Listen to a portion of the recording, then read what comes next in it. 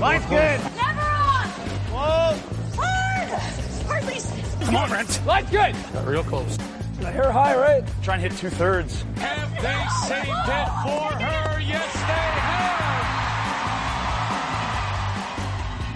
have. Ooh, welcome to Game of Stones, everybody. I am Sean Graham, Scott alongside, as always. Hello, Scott.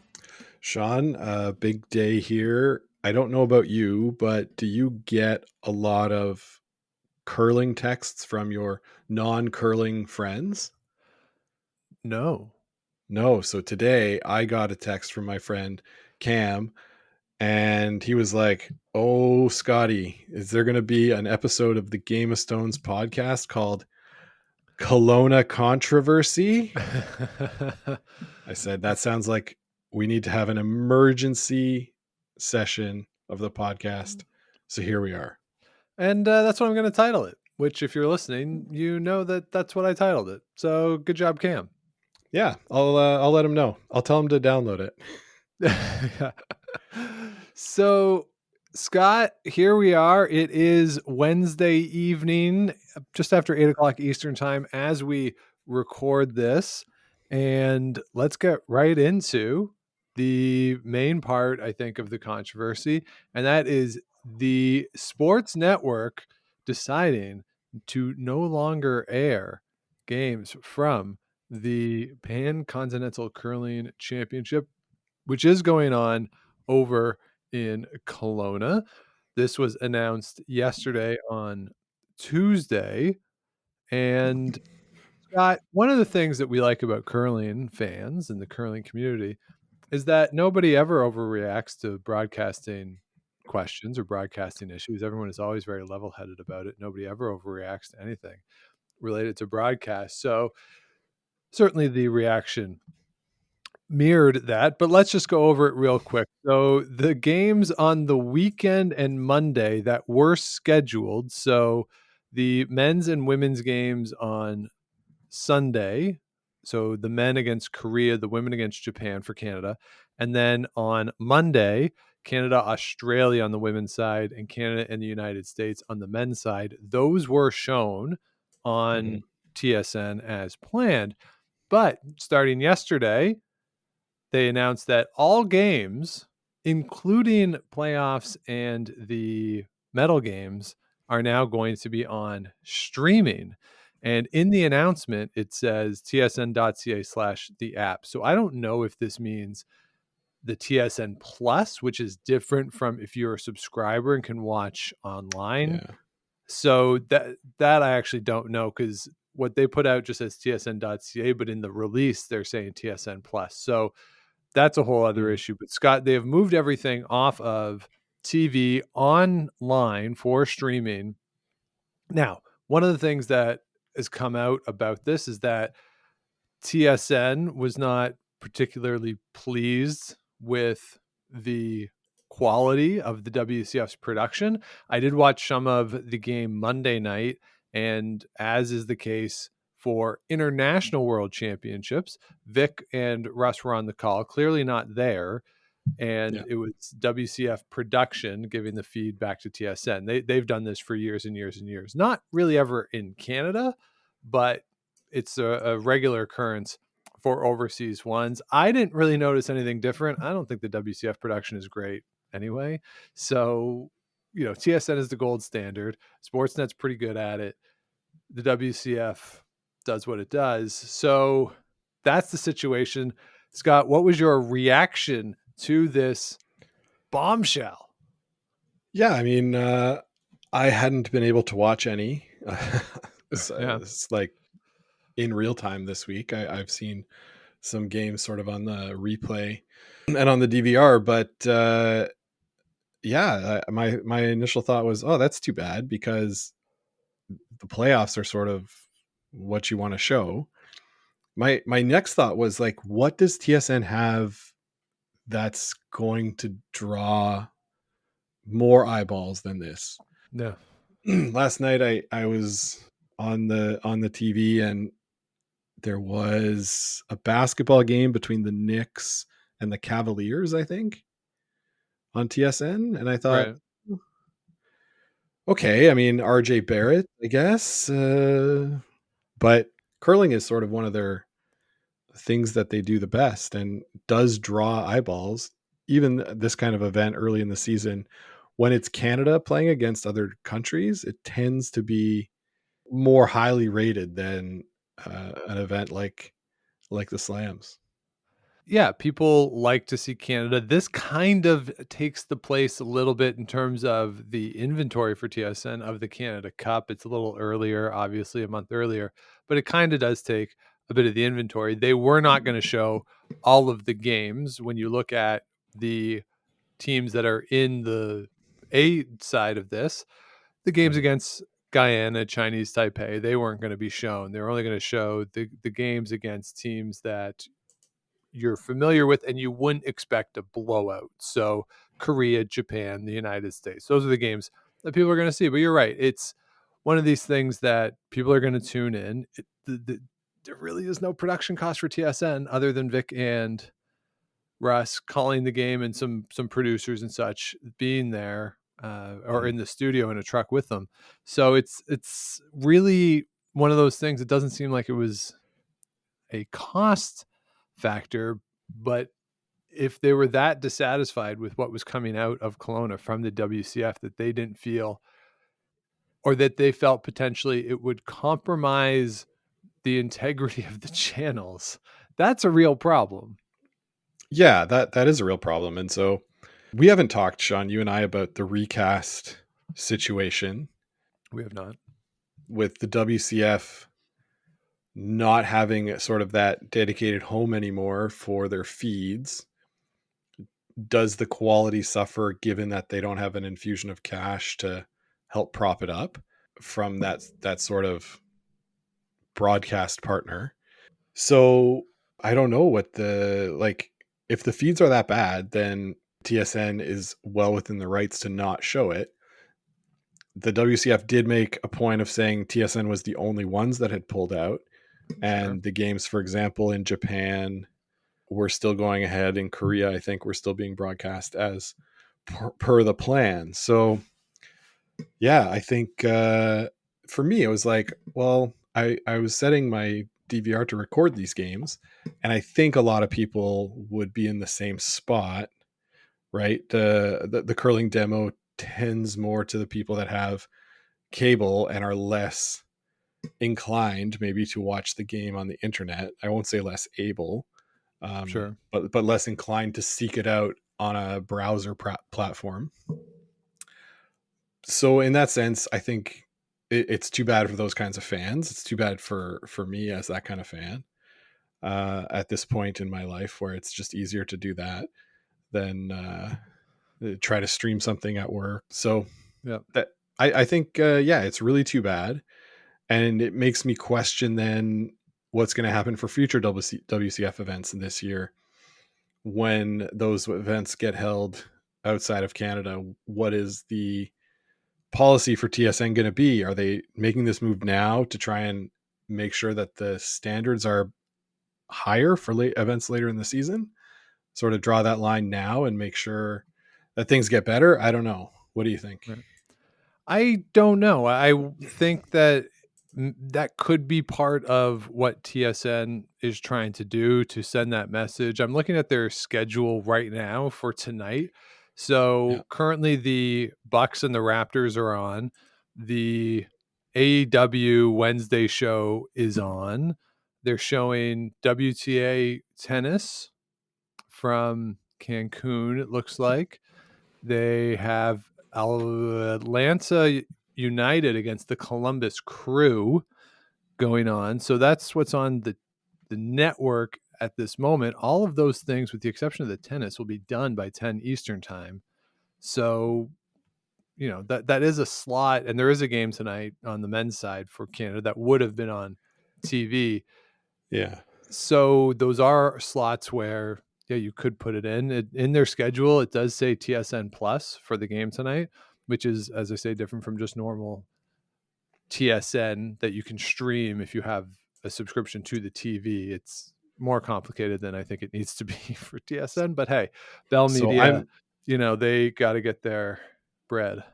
Yeah, I'm on right now the curling feed on TSN Plus, Yeah, and it says live coverage will resume shortly, but I was able to access it with just my with just your TV TSN. login. Okay, so that's good. So yeah, we'll see at 10 p.m. what the status is, but Yeah, not. so I don't really know what to make of it all. I mean, the world mixed had recast as part of it.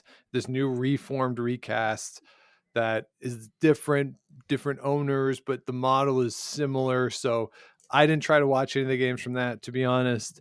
So I don't really know how that worked, but something is off with the entire streaming side and the production side from the WCF. I think we should probably try to get somebody on from Recast potentially, or somebody who knows about this reorg of recasts, because moving into the new year with the World Championships, that will be a pretty important thing to see how that is going to work its way as the company refinances and reorganizes itself and reestablishes its relationship with the WCF, because clearly something is not working.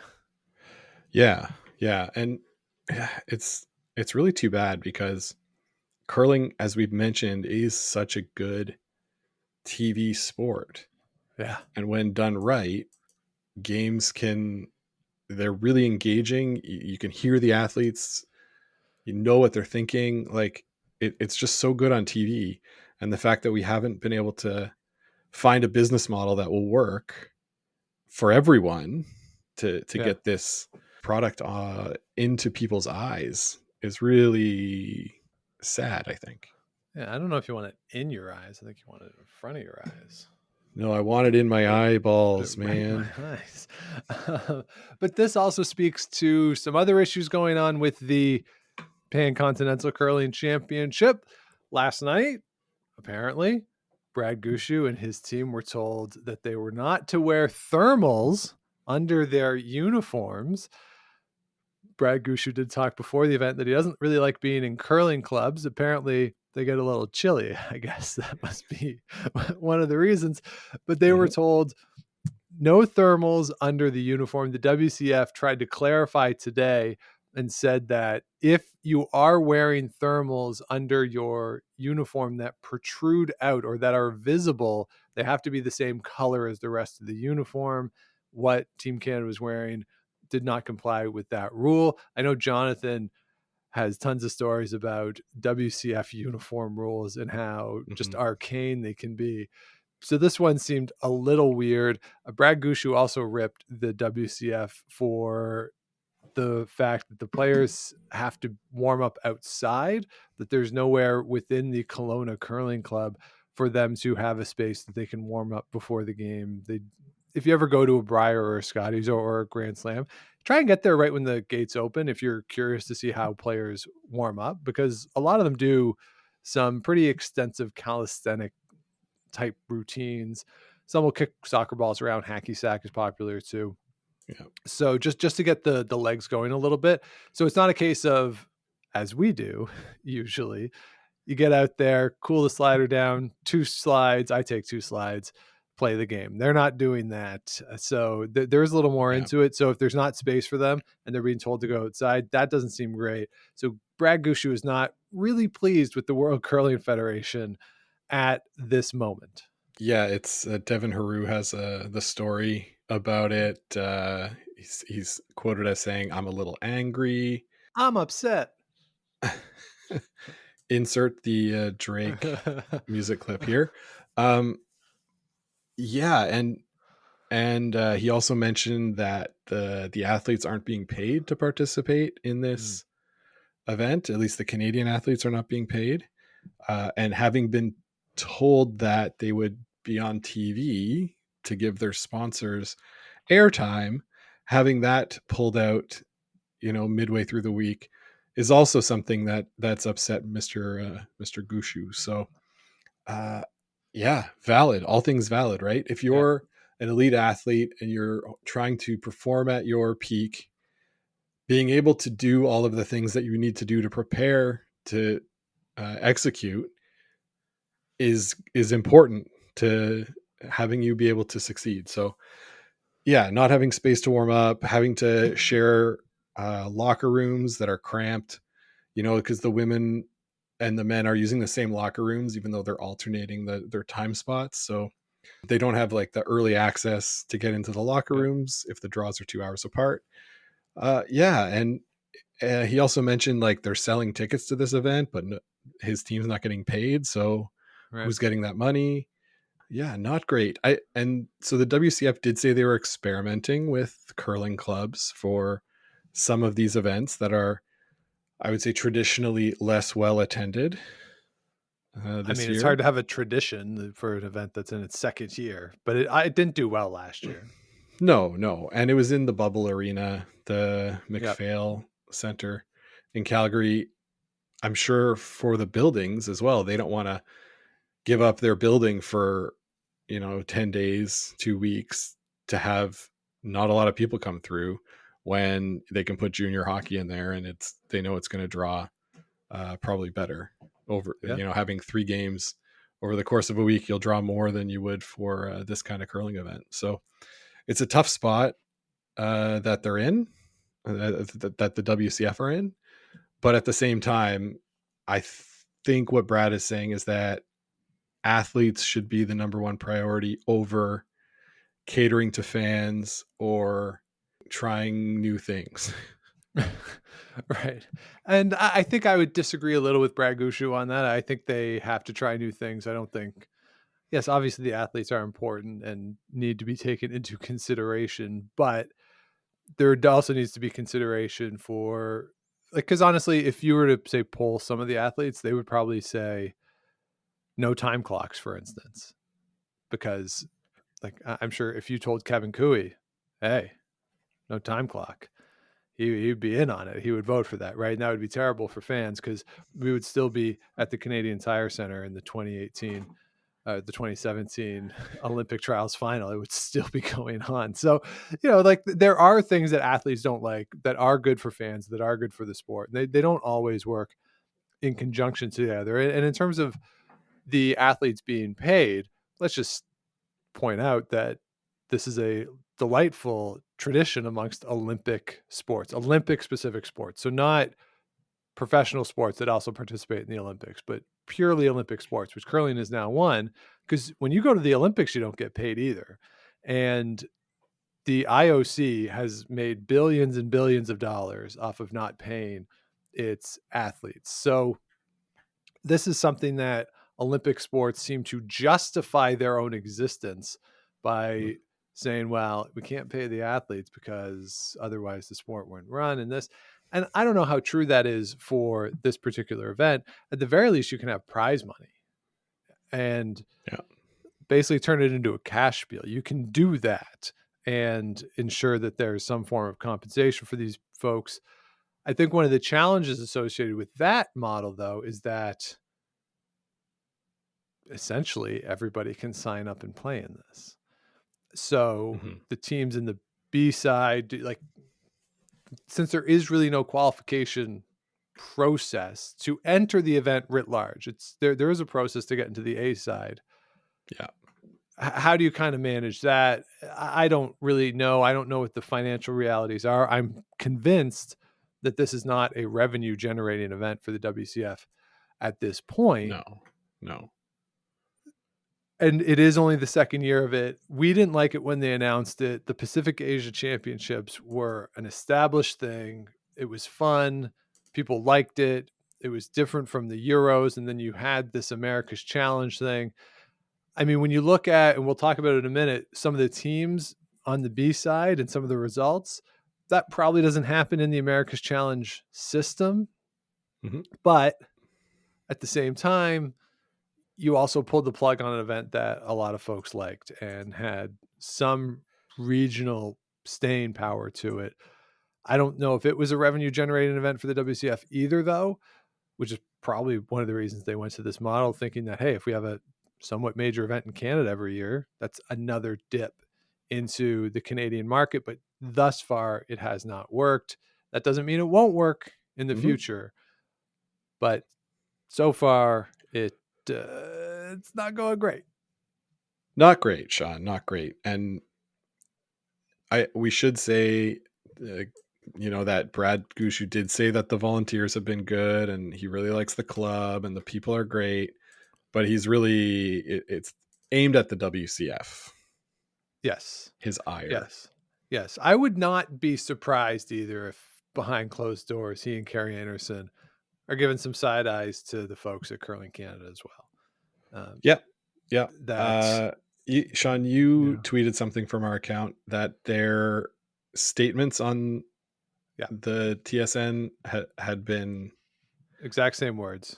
using the same phraseology. So So they clearly come coordinated. together. Yeah, coordinated on that. I'm sure Curling Canada isn't thrilled with WCF and TSN that the coverage also got pulled. I'm sure Curling Canada has some side eye towards the WCF and TSN. So I don't know whose fault that is. I don't know who is to blame. I just know that I can't watch on TV.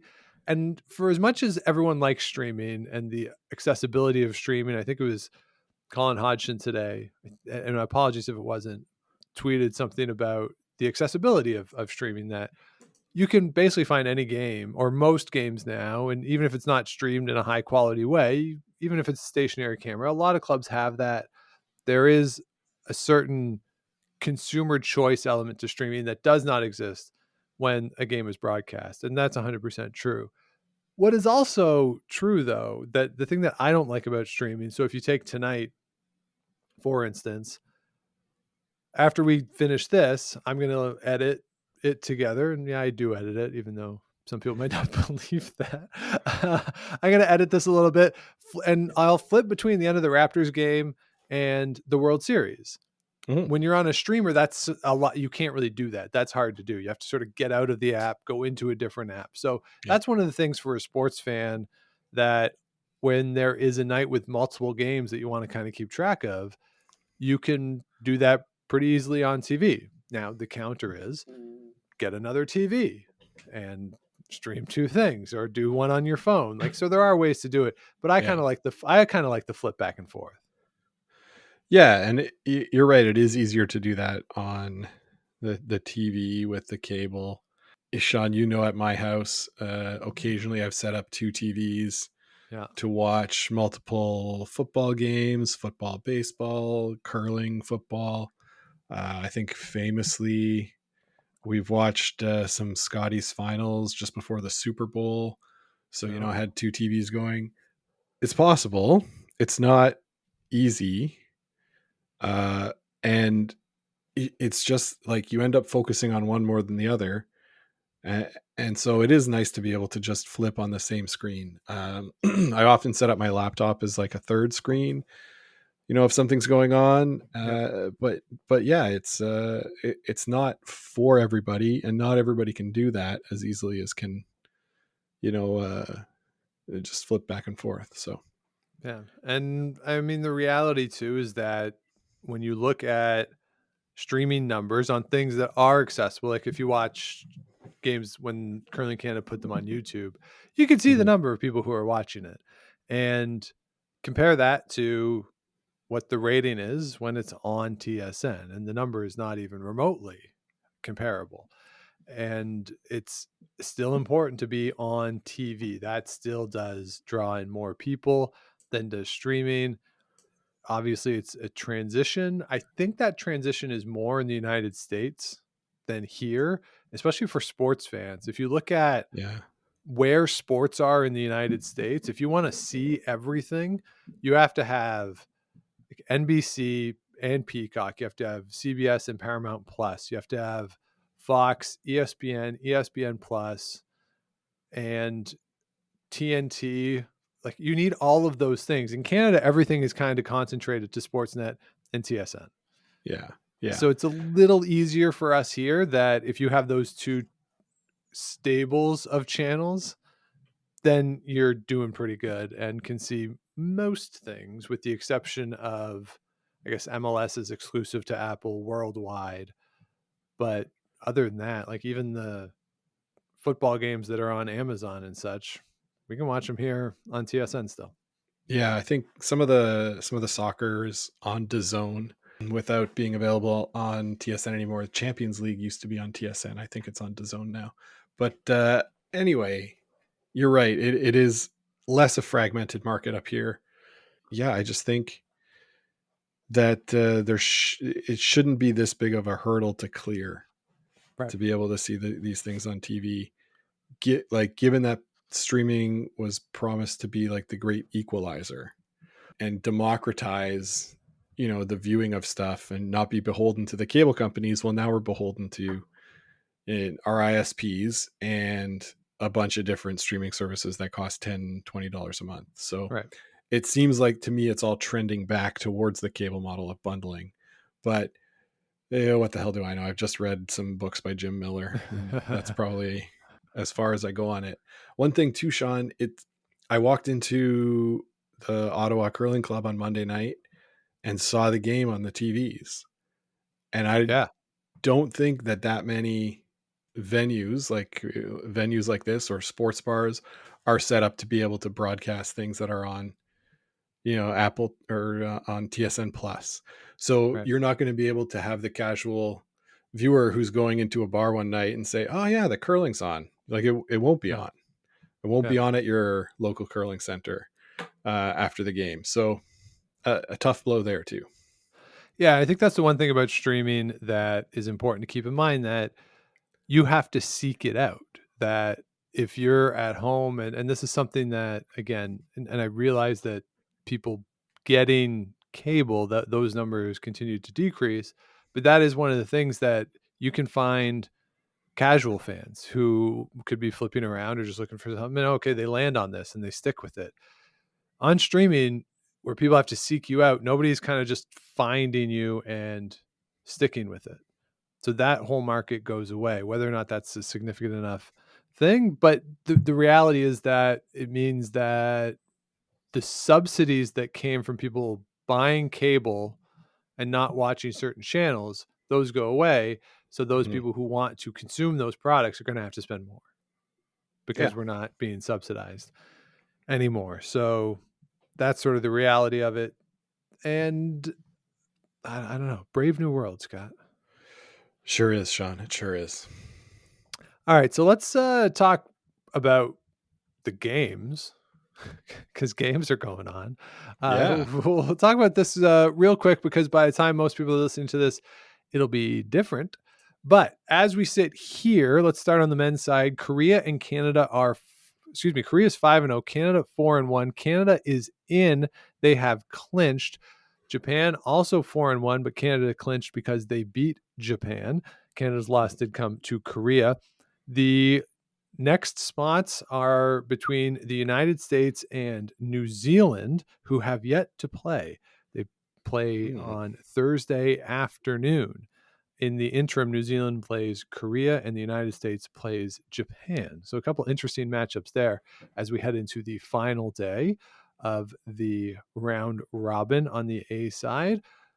Any real surprises there, Scott, for you on the men's? New Zealand being 3-2 at this point is pretty impressive, although the wins that they have are kind of against the nations you would expect them to beat, or at least expect them to be able to compete with. So interested to see their next games, against Korea and USA, and then the US's games against Japan and New Zealand. Those are sort of, if Japan can beat the US, they, I think, would clinch a spot, and then it would be between the US and New Zealand for that last one, likely coming down to that head-to-head matchup Thursday afternoon. Well, not likely. It would come down to that head-to-head matchup. Okay, I just wanted to couch a little bit because I was doing math in my head on the fly. So that's the situation there on the men's side. On the women's side, the four teams are set as we head into the final day of round robin play. I should say the final morning of round robin play, Thursday morning, 9 a.m. Pacific time. But the four teams are set: Japan and Korea with the United States all in at 5-1. So the final draw will determine seeding. Canada in at 3-3. Carrie Anderson has beat Australia, New Zealand, and Chinese Taipei, and has lost 3 in a row to Japan, Korea, and the United States of America. They have Mexico left on their docket, and Mexico has won a game. They beat Australia earlier this week, so the playoffs are set. I don't think any surprises in those 4 playoff teams there, Scott, at all. No, that's exactly who you would have thought would be in there at the end of the week. The order might be a little different than you would have thought, given Team Anderson's pedigree. But what did we say before we started, Sean? When you've won that many national championships, it's hard to care about the regular season, eh? Yeah, hard to really get into it. So when you look at their results so far, made it to the final of the points bet, lost in the quarterfinals of the Saville Shootout, semifinals of the Tour Challenge. So they haven't played too much. They've played 20 games so far this year, still probably getting their legs under them a little bit. But once we get to January, February, that's really all that kind of matters for this And Sean, team. is it 3 teams qualify for Worlds or 4? We should look that up. I think it's 4. One of the WCF's frequently asked questions, Scott, for the Pan Continental: why does this event exist? It's kind of what you like to see. So in terms of the World Championships, though, top 5 men's teams are going to qualify. Top 4 on the women's side, because Canada is already in. So Carrie Anderson could just go home if she wants to. She's So does that mean then the 5th place team behind Canada will get in?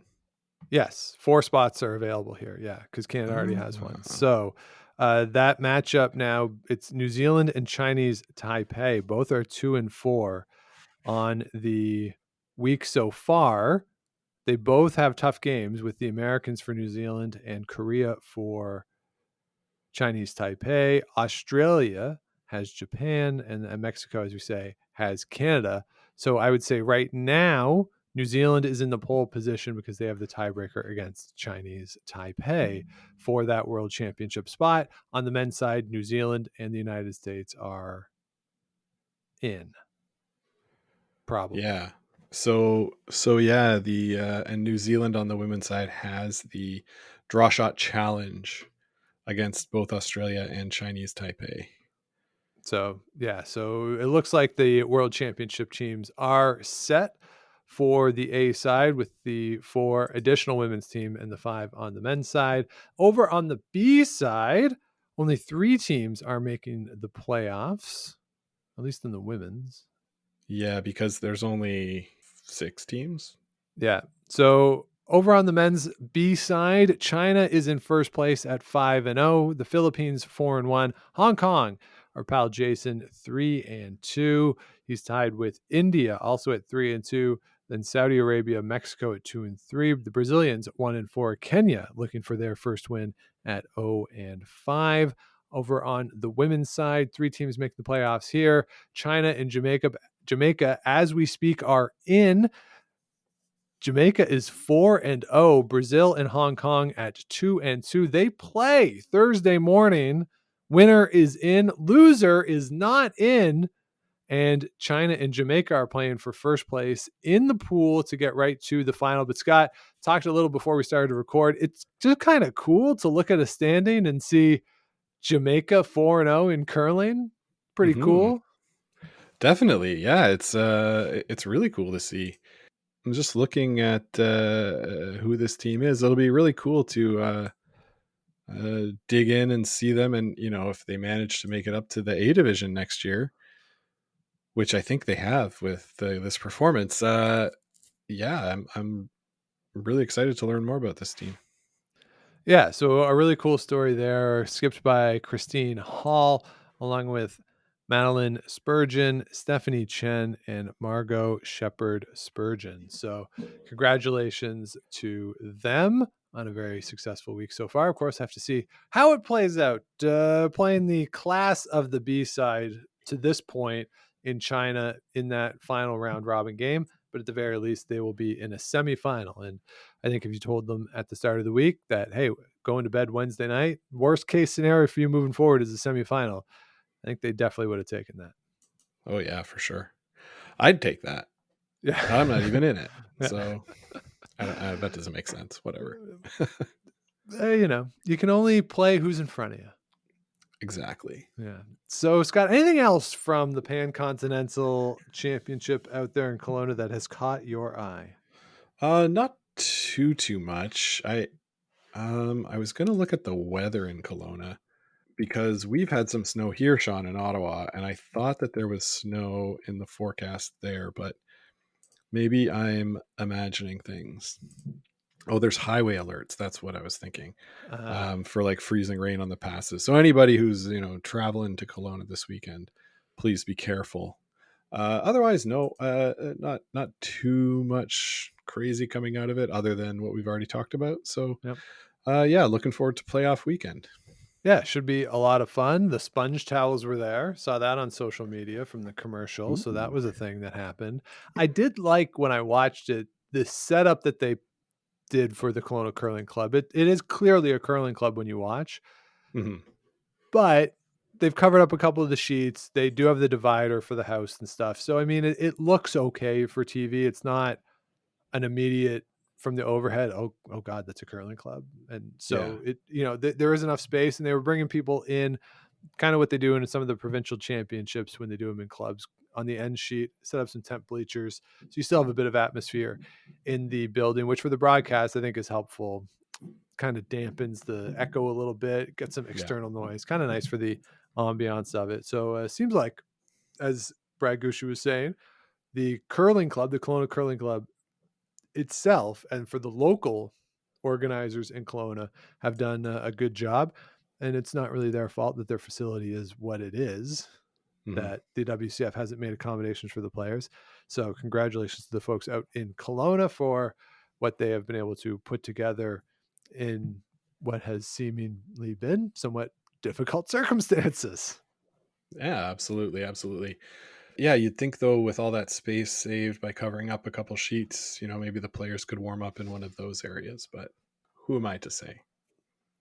Yeah, I don't know what to tell you. So Yeah. there you have it. Our little wrap up of what's been going on out in Kelowna. And I think that'll do it for us this week. So thanks so much for listening, everybody. If you have not yet, please do subscribe wherever you get your podcasts, likes, rates, comments. All that stuff helps us out. You can always head on over to gameofstonespod.com. All of our past episodes are there. Plus, link to the merch. Get yourself looking sharp for your games with some of our merch, and you can always follow along everything we got going on at Game of Stones Pod on social media. Scott, that now includes Blue Sky. Hey, good stuff. I'm looking forward to spending more time on Blue Sky. Yeah, so it's Game of Stones Pod on Blue Sky. Thanks so much to Shelly for the invite code. We have that set up. I set it up last night. I only followed a handful of people. I didn't have a lot of time to sort of search around and start following people, but we're on Blue Sky in addition to Twitter and Instagram. It's Game of Stones Podcast over on Facebook. And of course, if you want to let us know what you want to hear on the show, Game of Stones Podcast at gmail.com. Scott, one other fun piece of news or one update that I neglected to share before, and that's from our pal Jerry Hermans. Oh, Yes. At the World Mixed Curling Championship, Belgium, for the first time ever, finished 5th. Best performance at an international competition for Belgium. Jerry was very excited about that. And so congratulations to him and the team. Very exciting news. Very excited to see that. So congratulations to them. yeah, Sean. And Belgium is a place that you and I have spent a little bit of time, and so very happy for the Belgians there in their accomplishment. Yeah, so wonderful news there. They are in the Euro Bs on the men's and women's side coming up, trying to get into the A's. And then the early next year, Belgium is hosting a WCT 100 Series event. Late January for the men, early mid-February for the women. Certainly encourage you to check that out. I'll put a link down in the show notes to that event. According to Jerry, still some spots available for some teams. So if you want to get into a WCT 100 Series event there in Belgium, it is a go. So exciting times there. Jerry is going to be the tournament manager. So good luck to him putting that together, and good luck to all the teams that turn out for Nice little Belgian curling event. Yeah, gotta love it. Gotta love it. So with that, we'll say thanks again for listening, everybody. We'll be back with you again next week. But until then, keep those brooms on the ice and don't dump that intern. Make the final.